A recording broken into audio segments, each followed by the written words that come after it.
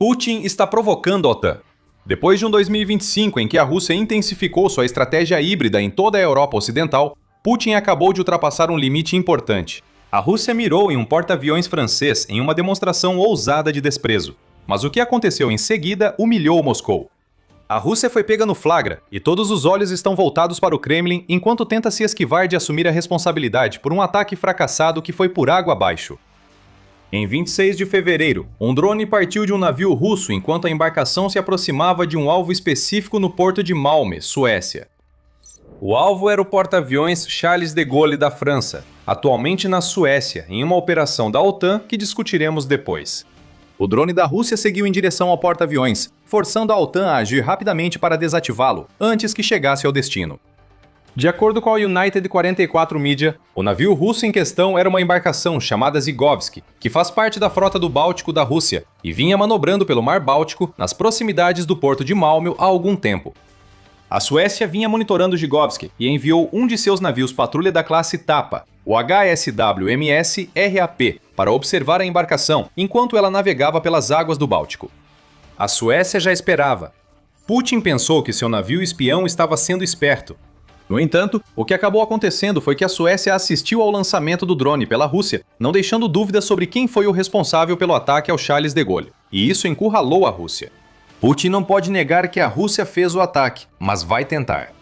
O porta-aviões francês Charles de Gaulle seria um ótimo alvo para a Rússia.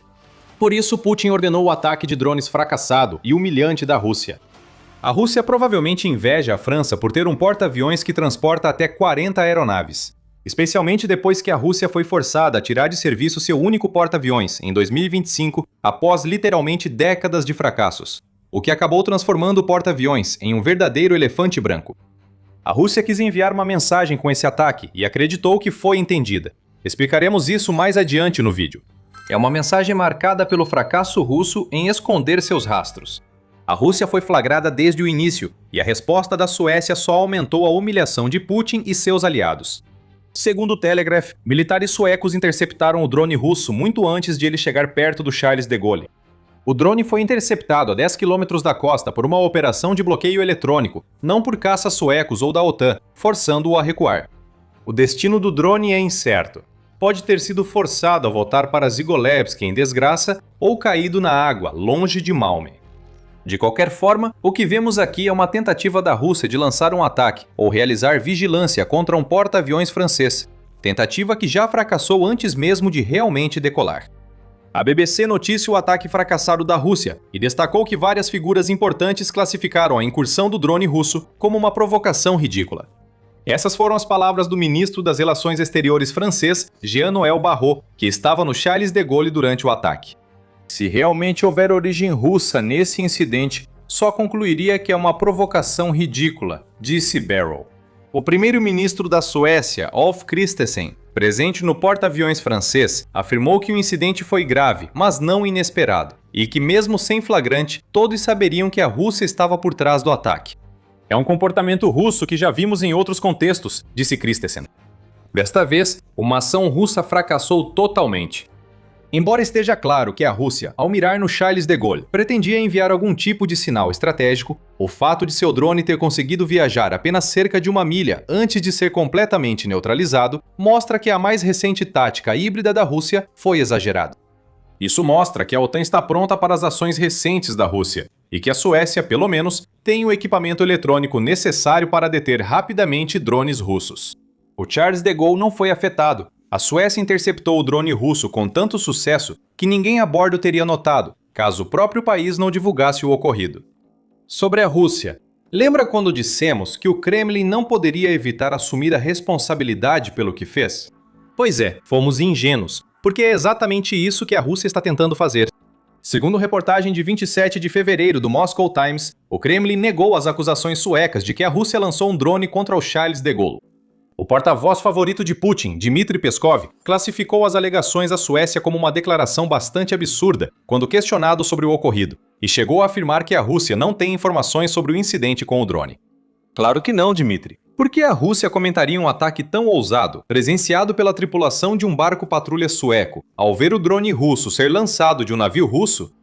O Kremlin tem um motivo claro para enviar o drone, como veremos em breve.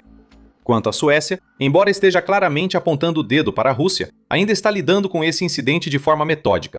Ela detalhou o ocorrido, citando um porta-voz das Forças Armadas que relatou que um navio da Marinha Sueca avistou um drone suspeito durante patrulha no Estreito de Øresund.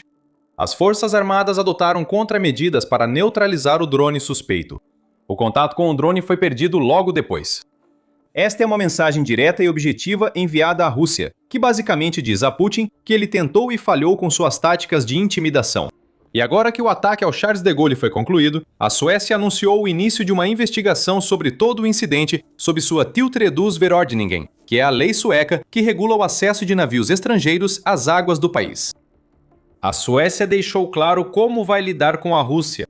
O drone foi abatido e uma investigação está em andamento, o que pode fazer com que o navio espião da Rússia tenha ainda mais problemas. A Suécia também afirma a Putin que já esperava tudo isso. Em 17 de fevereiro, uma semana antes do ataque ao Charles de Gaulle, Thomas Nilsson, chefe da inteligência militar da Suécia, afirmou que o país notou a Rússia intensificar sua guerra híbrida. Nilsson notou que a Rússia seguia ampliando suas capacidades e estava disposta a correr mais riscos, incluindo sabotagem avançada, como assassinatos, incêndios graves e ataques à infraestrutura crítica. Em outras palavras, o que a Rússia tentou fazer de forma tão descarada com o Charles de Gaulle não foi surpresa para a inteligência militar da Suécia. Ela já previa tudo isso. Provavelmente é por isso que já havia uma lancha de patrulha posicionada para vigiar o Zigolevski enquanto ele tentava rondar as águas do Báltico. Por isso, a Suécia neutralizou o ataque russo tão rápido que parece que nem ocorreu. Os argumentos de Nilsson sobre a estratégia híbrida da Rússia seguem válidos e merecem análise. Então fique até o final para explorarmos as ações russas e seus significados. Já que estamos nesse assunto, você está no The Military Show. Se ainda não se inscreveu, aproveite para clicar agora. Antes de explicar as ações da Rússia e seus significados, precisamos falar por que tentaram enviar um drone ao Charles de Gaulle, como citado antes no vídeo. Talvez você se pergunte por que um porta-aviões francês está na Suécia. A lógica sugere que sua presença no porto de Malmö tem relação com a OTAN, e isso está correto. O Charles de Gaulle participa de uma operação com impacto direto na Rússia. Claro, a OTAN não está indo ao ataque nem nada do tipo, mas o que está fazendo é conduzindo a missão Lafayette 26, dentro e ao redor da Suécia. Toda essa missão, que vai incluir exercícios realizados no Mar Báltico, onde o Zigolevski opera, foi planejada pela OTAN como um exercício multinacional, com foco em deter as ameaças apresentadas aos cabos submarinos. Isso é um recado claro para a Rússia. A campanha híbrida russa inclui o envio de navios espiões para localizar e às vezes tentar cortar cabos essenciais à comunicação.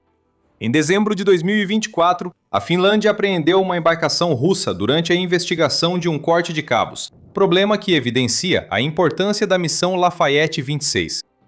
Além dos cabos, o Instituto Naval dos Estados Unidos afirma que a Lafayette 26 também foi projetada para ajudar. A França e a OTAN reforçam sua postura de defesa e dissuasão contra a Rússia, além de promover a colaboração entre a França e seus aliados da OTAN, juntamente com o fortalecimento das fronteiras da Europa. Nada disso agrada a Putin, que especialmente não queria ver o Charles de Gaulle na Suécia, pois a Lafayette 26 marca a primeira vez que o porta-aviões vai ao país. A Rússia enfrenta uma demonstração de força da OTAN, que também reage às táticas híbridas e incursões de fronteira, usadas para desestabilizar a OTAN europeia. A Rússia enviou um navio espião e lançou um drone para monitorar a situação. Putin tentou ser esperto, mas foi imediatamente humilhado. Tanto o navio quanto o drone foram detectados e já foram neutralizados, e a Rússia não vai saber de nada do que acontecer durante a Lafayette 26, além do que a OTAN mostrar para a Rússia como parte de suas táticas de projeção de poder. A Rússia se envergonhou após 26 de fevereiro. Ainda assim, o ocorrido naquele dia foi um sinal perigoso do que está por vir e do desejo da Rússia de manter sua guerra híbrida contra a OTAN. Isso nos leva de volta a algo que mencionamos anteriormente sobre a Rússia intensificar sua campanha de guerra híbrida. E esse último ataque é, no mínimo, um sinal de que a Rússia está ficando mais ousada com suas estratégias. Isso ocorreu na mesma semana em que o Telegraph revelou que a Rússia envia migrantes à Europa por túneis subterrâneos entre a Polônia e a Bielorrússia. Quase 200 migrantes já usaram esses túneis para cruzar para o território da União Europeia. Autoridades polonesas acreditam que especialistas do Oriente Médio construíram os túneis, provavelmente como parte das tentativas russas de desestabilizar a Europa usando a migração como arma. A Henry Jackson Society destaca em artigo de novembro de 2025 que a Rússia está forçando migrantes desesperados a irem para nações da UE a pé.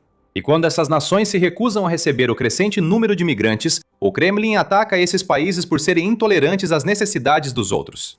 Os migrantes não são os agressores. Eles são peões de Putin, instrumentos que ele usa para realizar a agressão russa, por meio de táticas projetadas para prejudicar os membros da União Europeia e da OTAN, mas ainda permanecendo abaixo do limiar de uma guerra convencional.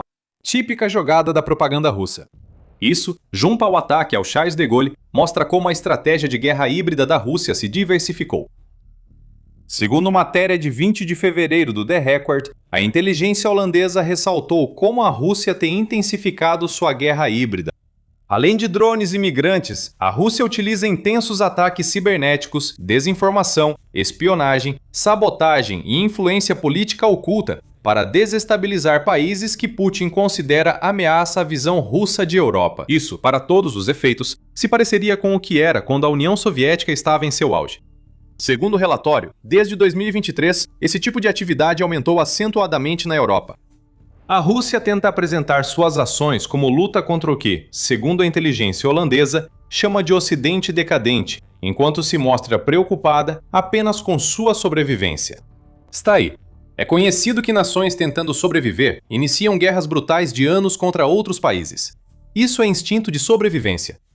Países poderosos atacam os que consideram mais fracos para se manterem. Sarcasmo à parte, a forma como a Rússia apresenta o que está fazendo é pura besteira. No entanto, é isso que Putin e seus comparsas estão usando para justificar seus ataques contra a OTAN, a União Europeia e países que faziam parte do bloco soviético, como a Ucrânia. O Ocidente se preocupa porque isso sugere que Putin age guiado, ou finge agir guiado, por uma ideologia, em vez de um simples desejo de conquista. Ideólogos são difíceis de dissuadir por sua adesão cega à própria filosofia, o que indica que a guerra híbrida intensificada pela Rússia tende a piorar. Retomaremos essa ideia em breve. Antes, vamos falar sobre como a Rússia lançou seu drone contra o Charles de Gaulle. À primeira vista, parece uma forma inédita da Rússia atacar com um drone. Afinal, a guerra na Ucrânia nos mostrou que a Rússia pode lançar esses drones de praticamente qualquer lugar do seu próprio território, o que levanta a questão de por que ela enviaria um navio para as águas do Báltico para fazer esse trabalho. Uma das respostas para essa pergunta pode ser que os drones da Rússia não são capazes de chegar até a Suécia. Essa é uma possibilidade, já que drones como o Garan 2 da Rússia percorrem de 1.800 a 2.500 quilômetros, ou cerca de 1.120 a 1.550 milhas, podendo alcançar a Suécia se lançados do local adequado na Rússia. Uma resposta muito mais provável, porém, é que a Rússia queria lançar a partir de um navio porque essa é uma estratégia que ela já usou antes para enviar uma mensagem ao Ocidente. Desta vez, a Rússia usou o navio espião da Marinha Militar, em vez dos navios da Frota Sombra usados antes. O Guardian e o Kiev Independente já relataram que a Rússia usa navios da Frota Sombra para as mesmas funções de seus navios espiões atuais. Em setembro, o Kiev Independent relatou que petroleiros da Frota Sombra eram usados como bases para drones russos enviados ao espaço aéreo de cidades europeias. A reportagem do Guardian disse a mesma coisa e trouxe uma citação do presidente da Ucrânia, Volodymyr Zelensky, que afirmou: "Atualmente, os russos estão usando petroleiros não apenas para ganhar dinheiro para a guerra, mas também para atividades de reconhecimento e até de sabotagem. O que vimos em 26 de fevereiro foi diferente. Com a Frota Sombra, a Rússia já possui uma enorme coleção de navios, que chega a cerca de 1.468, de acordo com a BBC e o site tankertrackers.com. Com a Rússia envolvendo ativos navais legítimos, a humilhação pelo ataque de 26 de fevereiro ao Charles de Gaulle aumenta ainda mais. Um navio espião não conseguiu o que petroleiros da Frota Sombra fazem há meses.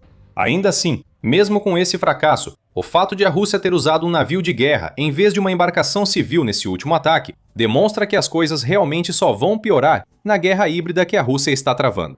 A Rússia pode estar saindo da zona cinzenta. Sem sucesso, mas o uso de um navio espião pela Rússia para mirar no Charles de Gaulle indica que o país pode estar abandonando táticas abaixo do limiar da guerra para adotar métodos de confronto mais convencionais. Isso faz parte do plano russo, segundo o relatório de 5 de fevereiro do Centro Belfer. Essa organização prevê que nos próximos 3 anos, a Rússia vai intensificar gradualmente sua campanha na Zona Cinzenta, até estar pronta para uma incursão militar no flanco nordeste da OTAN. Essa incursão pode fazer com que a Rússia tente tomar uma área de fronteira no flanco nordeste da OTAN, em um ataque relâmpago, com o provável objetivo de Putin de aproveitar a confusão resultante para se fortificar em qualquer que seja essa região de fronteira, enquanto os membros da OTAN tentam organizar sua resposta. Isso é preocupante para a OTAN e para o futuro da Europa. Um drone bloqueado lançado contra um porta-aviões mostra uma falha da Rússia. Isso é humilhante para Putin, mas não será a última vez que veremos algo assim. Se o centro Belfer estiver certo, a campanha híbrida tende a piorar. A Rússia será mais direta em suas ameaças e ataques híbridos. Ela continuará usando seus ativos militares para ameaçar o flanco nordeste da OTAN. Em 26 de fevereiro, a Suécia estava à frente de Putin. A OTAN, como coletivo, precisa garantir que siga o exemplo de um de seus membros mais novos. A humilhação da Rússia é um sinal do que está por vir. A OTAN deve estar pronta para muito mais. Após o ataque russo ao Charles de Gaulle, a OTAN reforçou a vigilância e o monitoramento marítimo e costeiro no Mar Báltico. São boas medidas, mas não devem ser temporárias. A OTAN deve responder a cada escalada híbrida da Rússia com suas próprias escaladas, enviando uma mensagem clara ao Kremlin, enquanto este tenta mostrar firmeza. A OTAN vê o que Putin está fazendo e vai impedir tudo o que a Rússia tentar. Alguns dizem que o ataque ao Charles de Gaulle foi pessoal para Putin. A Suécia chamou atenção por sua resposta em 26 de fevereiro, mas semanas antes, a França já havia feito algo tão ousado pela Ucrânia que certamente irritou Putin. Descubra o que foi isso assistindo ao nosso vídeo, que explica por que a França está se tornando voluntariamente um alvo da Rússia por meio de sua cooperação com a Ucrânia. E se você gostou deste vídeo, não deixe de se inscrever no The Military Show para mais cobertura dos últimos desdobramentos da campanha de guerra híbrida da Rússia contra a OTAN. E como sempre, obrigado por assistir.